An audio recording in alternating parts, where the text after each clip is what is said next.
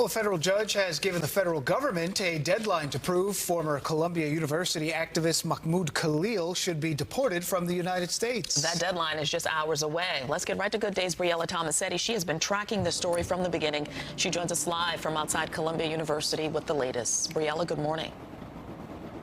Good morning to Shani and Dan. Yeah, that deadline quickly approaching. It's at 5 o'clock this evening. The immigration judge adding that if evidence does not support deportation, she may rule on Friday to release Mahmoud Khalil from the Louisiana detention center where he is currently being held. Khalil is a 30-year-old activist from Columbia University who was arrested last month by ICE authorities.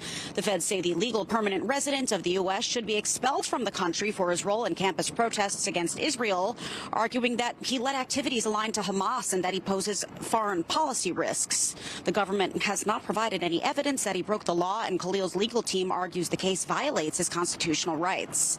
Meanwhile, FEMA announced it's slashing more funding for New York City that was allocated for the migrant crisis. The Trump administration sent a letter to the Office of Management and Budget indicating that the feds plan to take back nearly $200 million that the city already designated for migrant services.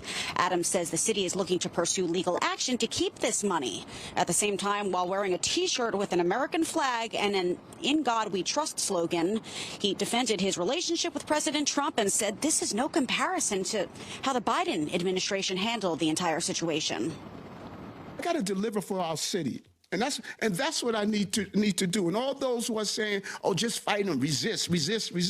I'm not part of the resist movement. I'm part of the produce movement.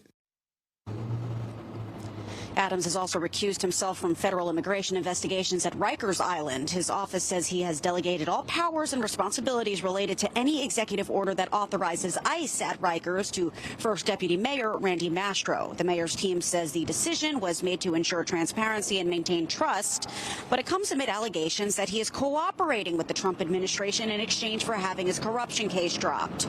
Mastro later released a statement confirming he entered an executive order to reestablish an ICE office at Rikers. He said the decision was made after, quote, an independent assessment of the facts and law.